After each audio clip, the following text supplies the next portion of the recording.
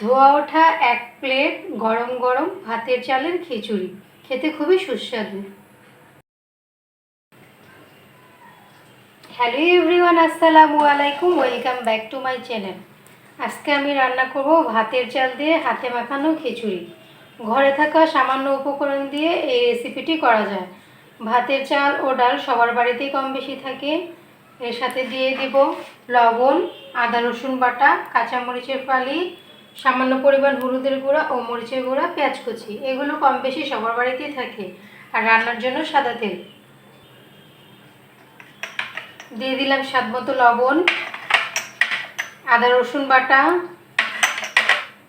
সামান্য হলুদের গুঁড়া ও মরিচের গুঁড়া,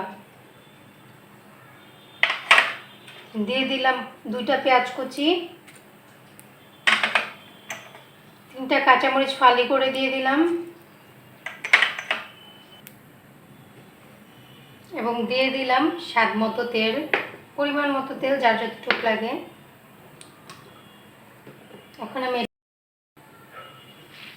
এখন আমি ডাল চাল ও মশলাগুলোকে ভালো করে হাতে মাখিয়ে নিচ্ছি।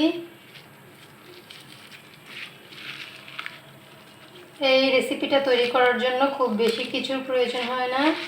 ধরেন বাড়িতে কিছু নেই, ডাল ও চাল রয়েছে, শুধু ডাল ভাত খেতে ইচ্ছা করছে না, একসাথে ডাল চাল মিশিয়ে খিচুড়ি বানিয়ে নিয়ে খেয়ে নিতে পারেন।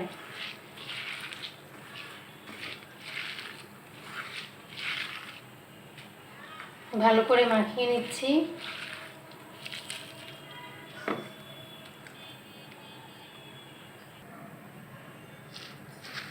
এখানে আমি চাল ও ডাল মিলিয়ে 1 কাপ পরিমাণ দিয়েছি, তাই আমি 2 কাপ পরিমাণ পানি অ্যাড করে নেব। যদি ঝরঝরা খেতে চাই তাহলে 2 কাপ পানি দিব, যদি একটু মাখো মাখো খেতে চাই আঠালো, তাহলে 2 কাপের চেয়ে আর একটু বেশি পানি দিব।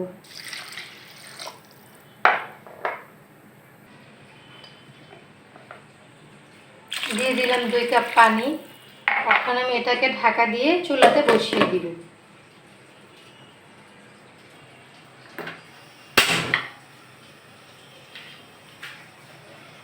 খিচুড়ির পানিটা শুকানো অবধি আমি এটাকে হাই হিটে রান্না করব। পানিটা চালের সাথে গায়ে গায়ে লেগে আসলে আমি এটাকে লো ফ্লেমে দিয়ে দেবো। ফিরে আসছি খিচুড়ির পানিটা শুকানোর পর। খিচুড়ি বলক চলে এসেছে, এখনো পানি শুকিয়ে আসেনি। আমরা পানি শুকানো পর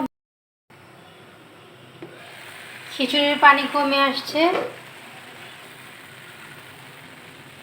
এখন আমি অল্প আছে এটাকে দম দিয়ে দিব। 10 মিনিট পরে ফিরে আসব। 10 মিনিট অল্প আছে বসিয়ে রাখলে খিচুড়ি রেডি হয়ে যাবে। ফিরে আসছি 10 মিনিট পর।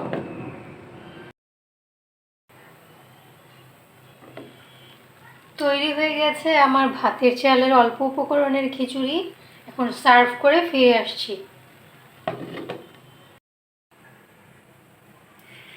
তৈরি হয়ে গেল আমার ধোয়া ওঠা গরম গরম ভাতের চালের খিচুড়ি। এই খিচুড়িটা আপনারা চাইলে ডিম ভাজা দিয়ে খেতে পারেন, ভর্তা দিয়ে খেতে পারেন, খালি খালি খেতেও খুব মজা লাগে। এতক্ষণ যারা আমার পাশে ছিলেন তাদেরকে অসংখ্য ধন্যবাদ। আসসালামু আলাইকুম, আল্লাহ হাফেজ।